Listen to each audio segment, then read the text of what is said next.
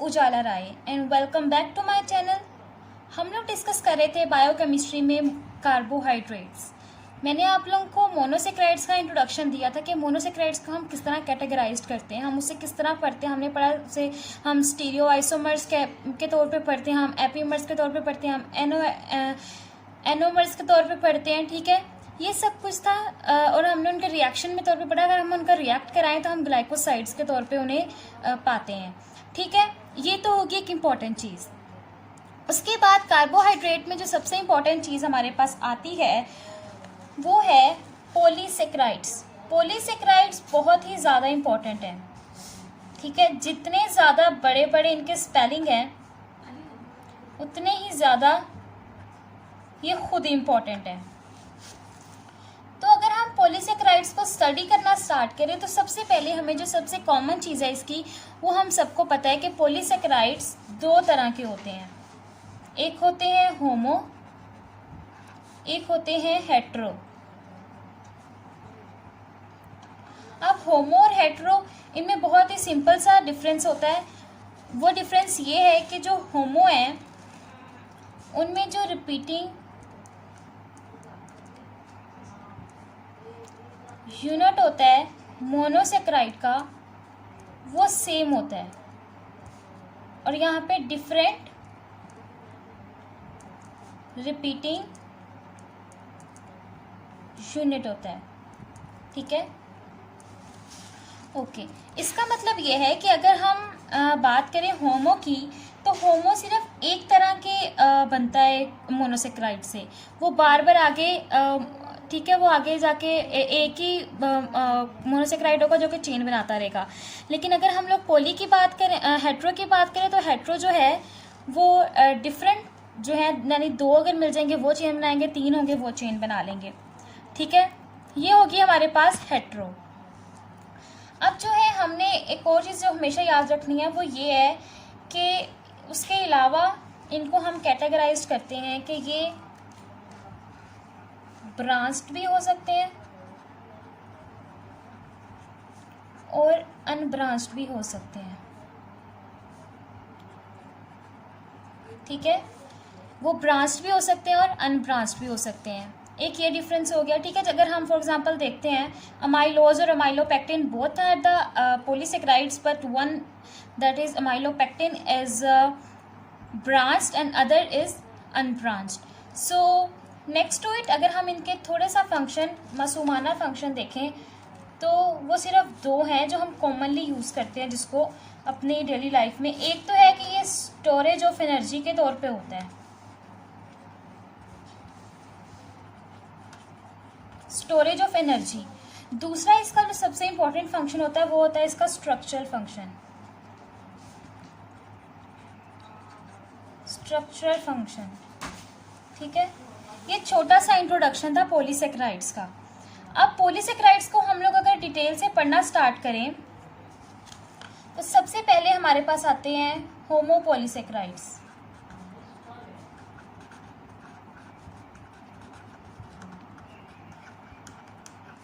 पहले हम लोग होमोपॉलीसेक्राइड्स डिटेल से पढ़ लेंगे ताकि जो इसमें इंपॉर्टेंट बातें आपको याद करनी है आप लोग वो कवर कर लीजिएगा।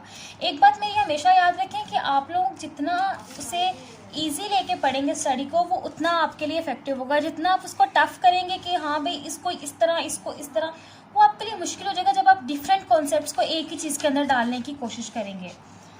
तो अगर हम लोग इनकी बात करें होमोपॉलीसेक्राइड्स की, तो होमोपॉलीसेक्राइड्स हमारे पास दो तरह के होते हैं। एक होते हैं ग्लूकेंस, एक होते हैं फ्रुक्टन्स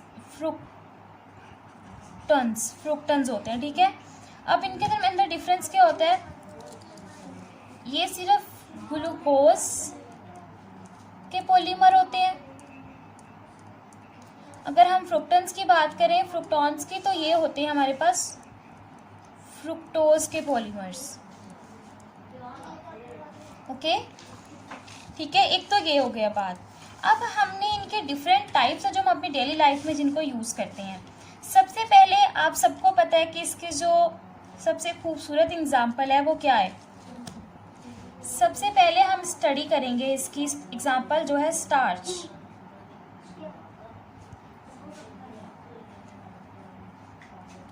स्टार्च बेसिकली हम सबको पता है कि ये प्लांट रिजर्व है, सॉरी,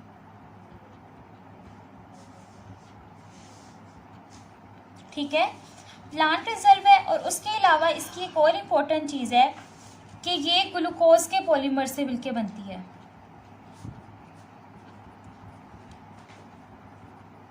ठीक है।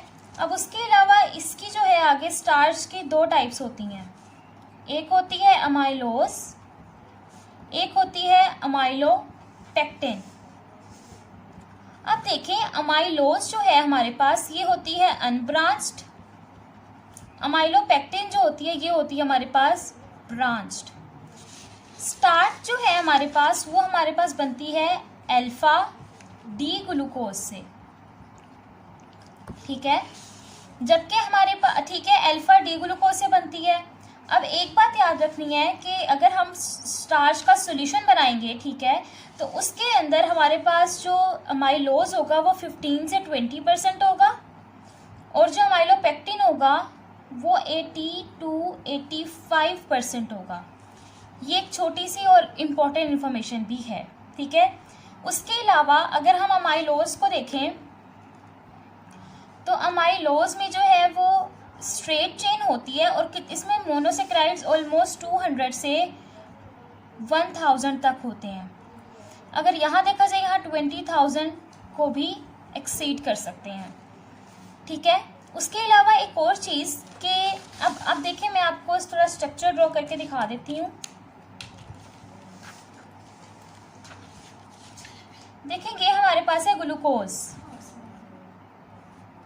अब ये देखें ये हमारे पास जो ग्लूकोज है, अब हमने ड्रॉ करना है अल्फा ग्लूकोज। याद रखना है अल्फा ग्लूकोज में मैंने आपको कहा था कि X, तो यहाँ पे OH आएगा, यहाँ पे H आएगा, CH2OH, यहाँ पे H आएगा, H OH OH H H, और यहाँ पे यूँ करके, ठीक हो गया, यहाँ पे फिर से यूँ आ जाएगा, यहाँ पे भी अल्फा, तो H OH H CH2OH H OH H H OH OH। अच्छा, अब यहाँ से भी अगर हम इसे सिर्फ इसे OH यहाँ पे रिएक्ट करेगा तो ये बन जाएगा OU और ये N, ठीक है। अब ये देखिए ये दोनों रिएक्शन करेंगे और क्या बनाएंगे, यूं करके O। तो इस बॉन्ड को हम क्या कहेंगे, इस बॉन्ड को हम कहेंगे कि ये ग्लाइकोसिडिक बॉन्ड है। ये ग्लाइकोसिडिक बॉन्ड बनी है, लेकिन क्या, कौन सी ग्लाइकोसिडिक बॉन्ड है, देखिए हमें नज़र आ रहा है कि ये है कार्बन नंबर 1 और ये है कार्बन नंबर 4, ठीक है।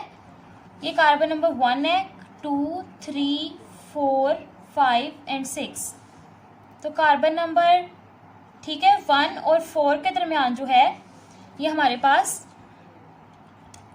बना है, ठीक है।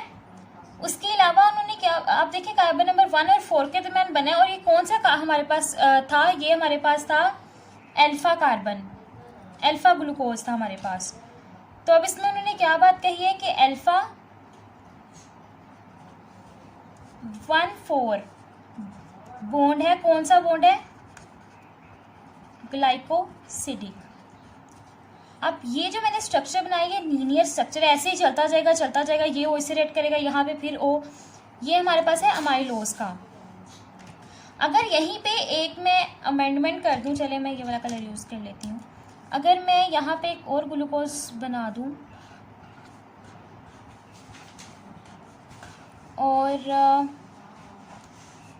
इसको फिर मैं यूं ही O और यहाँ पे OH H OH H H OH और यहाँ पे मैं CH2 बना दूं और यहाँ पे H और उसके साथ OH, तो ये दोनों रिएक्ट करेंगे और यहाँ पे फिर ऑक्सीजन बीच में आ जाएगा, ठीक है। इधर भी ग्लाइकोसिडिक बॉन्ड एक बन जाएगा, ठीक है। वेयर इज ऑरेंज, ओके, यहाँ पे भी एक ग्लाइकोसिडिक बॉन्ड बन जाएगा। अब देखिए, मैंने आपको कहा था कि ये कार्बन नंबर कौन सा है।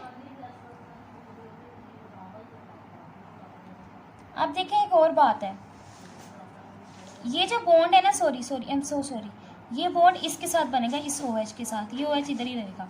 तो ये कार्बन नंबर 1 और ये कार्बन नंबर है हमारे पास 6, तो 1 और 6 के दरम्यान बॉन्ड बना अल्फा 1 6। लेकिन हमारे पास जो थी ग्लूकोज, वो हमारे पास है alpha glucose, alpha cyclic glucose. तो 1 6 ग्लाइकोसिडिक लिंकेज, ठीक है। ये हमारे पास हो गया आपके सिंपल सा बहुत ही। ये है हमारे पास स्टार्च। स्टार्च में मैंने आपको बता दिया है कि देखिए, इसमें जो अमाइलोज है उसमें कौन सा बॉन्ड है, अल्फा 1 4, लेकिन जो माइलोपेक्टिन है उसमें अल्फा 1 4 तो है, लेकिन अल्फा 1 6 जो है कार्बन नंबर 1 का OH और यहाँ से कार्बन नंबर 6 का OH आपस में रिएक्ट करते हैं और फिर OCOC, ये ग्लाइकोसिडिक बॉन्ड बना देते हैं ये लोग, ठीक है। अब ये बन गया हमारे पास ग्लाइकोसिडिक बॉन्ड किसका, स्टार्च बन गई हमारे पास। अब स्टार्च मैंने को बता दिया, स्टार्च को ग्लूकन्स कहते हैं। ग्लूकन्स मतलब इसमें सिर्फ ग्लूकोज होता है, ग्लूकोज का पॉलीमर बन रहा है, इसे अल्फा ग्लूकोज कहते हैं, अल्फा ग्लूकोन्स। अल्फा ग्लूकोन्स क्यों कहते हैं, क्योंकि इसमें अल्फा डी ग्लूकोज जो है उसका पॉलीमर बनता जा रहा है, वो ऐड होता जा रहा है, एडअप हो रहा है और वो ग्लूकोज बना रहा है। अभी तक हमने कुछ ज़्यादा नहीं पढ़ा, बहुत ही सिंपल सा कॉन्सेप्ट स्टडी किया है। अब तक सिर्फ हमने होमोपोलीसेक्राइड की एक एग्जाम्पल की और इतना जो है स्टार्च के बारे में जानना इनफ है। आगे जाके अगर कुछ एक्स्ट्रा पढ़ना हुआ वो आप प्रैक्टिकल में पढ़ोगे कि हमने कौन सा इस पर टेस्ट करने के लिए इसको आइडेंटिफाई करते हैं, इस पर आयोडीन टेस्ट करेंगे, इसमें कौन कौन सा टेस्ट करेंगे, वो सब कुछ आगे जाके आप लोग पढ़ लोगे। आपने FSC में भी पढ़ा हुआ है, तो इतना इस वक्त इसके बारे में जानना इनफ है, बल्कि मोर देन इनफ है, ठीक हो गया। अब जो अगली चीज़ हमने पढ़नी है, नंबर 2 एग्जाम्पल। नंबर 2 में इसकी जो एग्जाम्पल आती है वो है डेक्स्ट्रीन। अब जो डेक्स्ट्रीन है, डेक्स्ट्रीन बेसिकली मैं आपको पहले क्यों पढ़ा रही हूँ, आप लोग सोच रहे होगे कि मैंने आपको ग्लाइकोजन और सेलुलोज वगैरह क्यों नहीं पहले पढ़ाया। अब डेक्स्ट्रीन बेसिकली होता क्या है हमारे पास, dextrin is basically the breakdown product of starch. कौन से एंजाइम से, हाइड्रोलेज, ठीक है। और सबसे पहले बेसिकली क्या होता है, हाइड्रोलेज एंजाइम स्टार्च पे एक्ट करता है और इसको डेक्स्ट्रीन में चेंज कर देते हैं। और जब डेक्स्ट्रीन में चेंज करता है, फिर डेक्स्ट्रीन बाद में उसके बाद ये दोबारा डिवाइड होती है और ये माल्टोज और फिर ग्लूकोज में, माल्टोज जो है ग्लूकोज में चेंज हो जाता है। तो जो इससे हम कह सकते हैं कि इसका जो मिड प्रोडक्ट होता है हमारे पास, इंटरमीडिएट प्रोडक्ट जो होता है स्टार्च की हाइड्रोलिसिस का,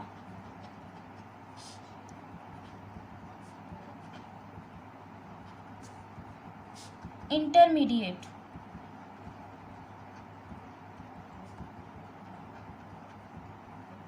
ये स्टार्च की हाइड्रोलिसिस का इंटरमीडिएट प्रोडक्ट होता है, उसे हम कहते हैं डेक्स्ट्रीन, ठीक है। और ये भी ग्लूकन्स हैं, ठीक है।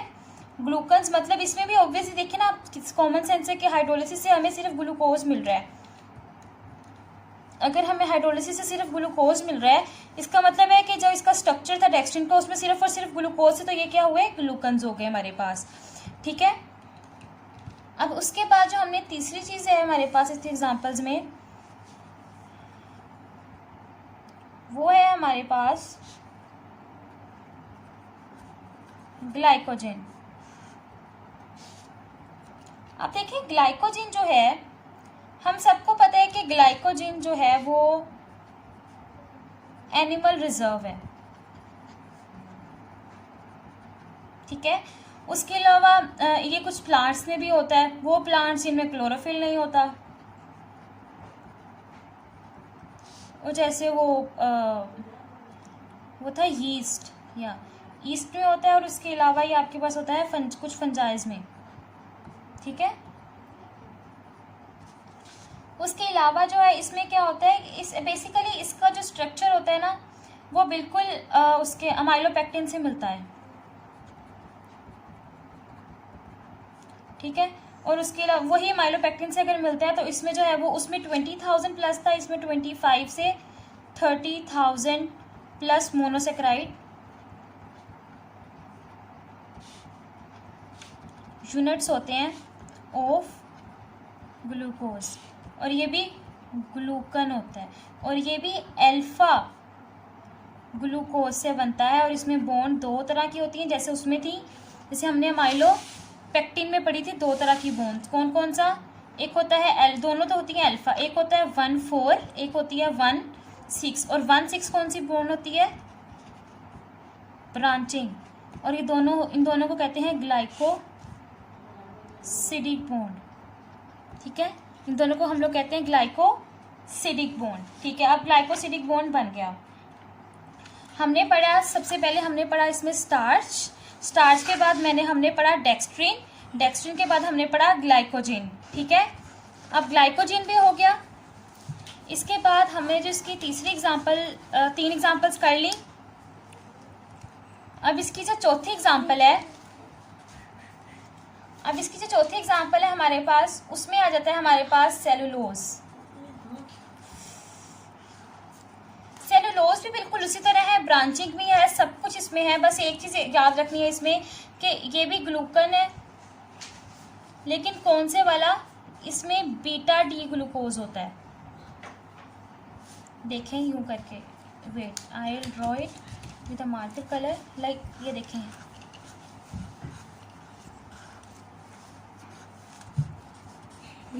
Carbon 1 OH H H OH OH H CH2 OH H H OH।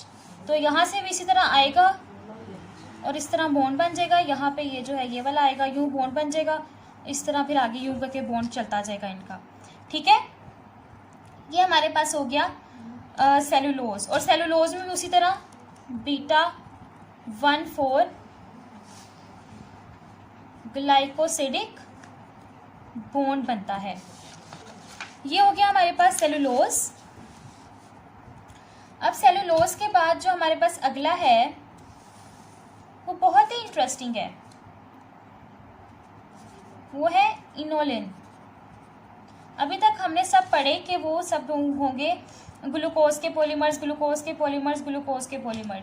लेकिन जो इनोलिन है, इनोलिन बेसिकली हमारे पास है फ्रुक्टोज का पॉलीमर।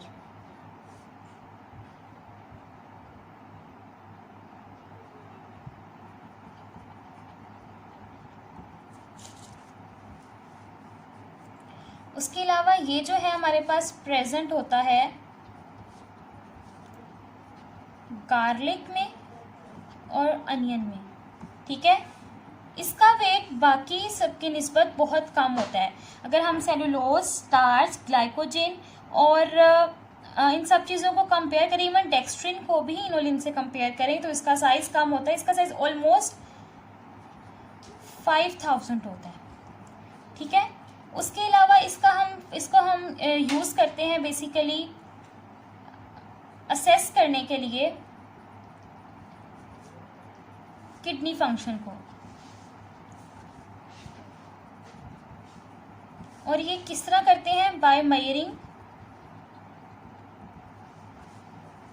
Glomerular filtration rate. तो बेसिकली हमारे पास जो इनोलिन है वो फंक्शन, उसका फंक्शन क्या है कि वो बहुत इंपॉर्टेंट रोल प्ले करता है किसको मेजर करने के लिए? GFR को। GFR के थ्रू ही हम किडनी की फंक्शनिंग को मेजर कर सकते हैं। तो अब जो है इसके अलावा एक और एग्जांपल है, वो भी इसी में ही आती है, और वो है काइटिन, ठीक है। काइटिन की एग्जांपल भी इसी में आती है, ठीक है। और ये आप बस नाम याद कर लीजिएगा, इसकी डिटेल करने की ज़रूरत नहीं है। तो ये थे हमारे पास होमोपॉलीसेक्राइड्स। होमोपॉलीसेक्राइड्स मैं आपको एक दफ़ा फिर बता देती हूँ। सबसे पहले हमने पढ़ा इसकी ब्रांच भी हो सकते हैं, एंड ब्रांच भी हो सकते हैं। इनका फंक्शन क्या होता है, स्ट्रक्चरल फंक्शन होता है, या फिर स्टोर करते हैं एनर्जी को, जो कि हम बाद में यूटिलाइज कर लेते हैं अपनी बॉडी की फंक्शनिंग को पूरा करने के लिए। सबसे पहले हमने होमो और हेट्रो में डिफरेंस बता दिया। होमो और हेट्रो में डिफरेंस बताने के बाद हमने बता दिया कि होमोपोलिसेकेराइड्स कितनी तरह के होते हैं और वो उनका मतलब क्या होता है। फिर हमने स्टार्च का थोड़ी सी डिटेल बताई और फिर हमने स्ट्रक्चर्स ड्रॉ करके देख लिए स्टार्च के। अब स्टार्च के स्ट्रक्चर्स ड्रॉ करने के बाद हमने देख लिया कि अमाइलोज और अमाइलोपेक्टिन में कौन कौन सी बॉन्ड्स होती हैं। फिर हमने देख लिया कि डेक्स्ट्रिन, बेसिकली जब स्टार्च को हम हाइड्रोलेज के थ्रू हाइड्रोलाइज करते हैं तो उसमें हमारे पास बीच में डेक्स्ट्रिन बनता है, अमाइलोडेक्स्ट्रिन बनता है, आर्चियोडेक्स्ट्रिन बनता है, ठीक है। और फिर ये सारी डेक्स्ट्रिन की जो है वो स्टेजेस हैं डेक्स्ट्रिन की फॉर्मेशन की। अमाइलोडेक्स्ट्रिन,